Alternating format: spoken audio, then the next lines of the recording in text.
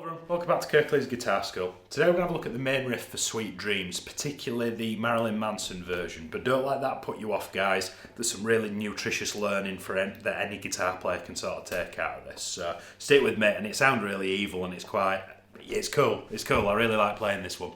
Now, this is day 4 of my 12 Days of Riffmas series, which you, as of today's date, which is December 2024, you can win a free lesson with me. There's some more information on how that all works in the description, and if you want the tabs for this, you can download them for free from our Kirklees Guitar School Facebook group. First link in the description.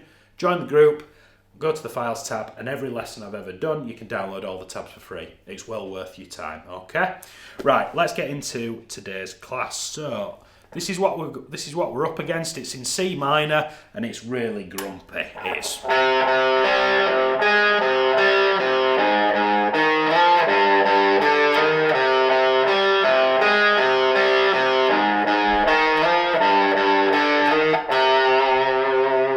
See what I mean? It's in C minor and it uses... It doesn't use harmonic minor, but it's cool. Let's break this down then. So we're going to have a look at the first bar. Now we're going to start, as index finger is going to play all of the 3rd frets of the A string here. Okay? And notice how it's all what we call quavers. It's all, every note lasts for half a beat apiece, and every note in this bar is the same distance away from each other. Okay? So we're going to play this 3rd fret twice. I'm then going to take my ring finger and I'm going to play the 5th fret of the D string with a downstroke. So I've got down and up on the first 2 notes. I've then got third finger on the 5th fret. And we've got what's called a pedal tone, which means we come back to that 3. So you've got 3, 3, 5, 3. 3, 3, 5, 3. You see how we ping pong backwards and forwards? Moving into the 5th note of this progression, I'm going to take the pinky and go up to the 6th fret of the D string, and then I'm going to resolve back to the root.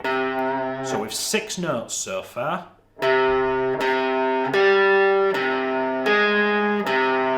And then we're going to, can you see how we're working his way back? 5th fret with the ring finger, and then 3rd fret with the 3rd fret of the A string with the index finger.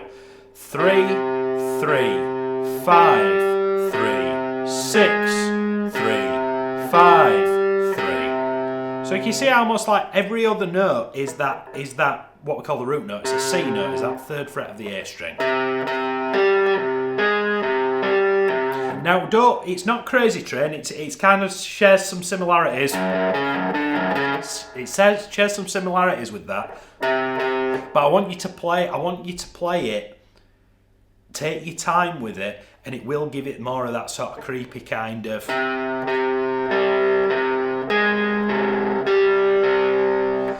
And if you can let a few of the notes bleed into one another, you'll get more of that kind of feel. So that's bar 1. Pause if you need to. If you feel okay with that, let's have a look at the second part. So we're going to break out of that position that we've just come out of. I'm going to use my middle finger on that 4th fret, and I'm going to play that 4th fret of the low E string. I'm going to play that twice with a down and an up stroke. I'm then going to take my pinky and I'm going to slide from 6 into the 8th fret. Now note that 6th fret isn't a ghost note, it actually lasts for half a beat itself. So you want to pluck it, then slide up. Don't slide as soon as you don't want. You want to hang on to that 6th fret for just a little bit longer than you normally would. And then you go down into 3rd position, index finger, 3rd fret of the low E string, and then with my ring finger, I'm going to slide from 5 into 6.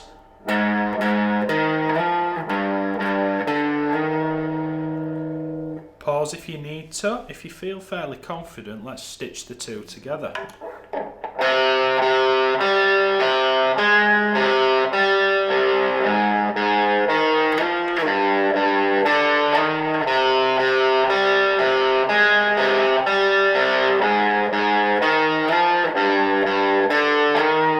And if you want to finish it with that root note, sound pretty cool. So I know this kind of music is a bit heavy for most of us, myself included, although I don't look like it. I'm more sort of classic rock and 80s rock than the sort of heavier stuff from the 90s and early 2000s. But I still think it's an iconic riff that you could play to anybody and they know what it was. Not necessarily whether it was the Marilyn Manson version or not, but I think that one's arranged for guitar really nicely. And it's a really good, it's almost like, if you've ever done spider exercises and that kind of stuff, it's encouraging you to use all your fingers, and the riff encourages you to play with good technique, and I don't think that's a bad thing regardless of the repertoire. Okay, let me know how you got on with this. Like I said, this is day 4 of the 12 days of Riffmas. If you want to enter as competition with chance of winning a free lesson with me, I'm drawing the winner on New Year's Eve of 2024. If you've got any suggestions for what else you'd like me to cover, let me know, and I will see you in a couple of days for day number 5. Thank you so much.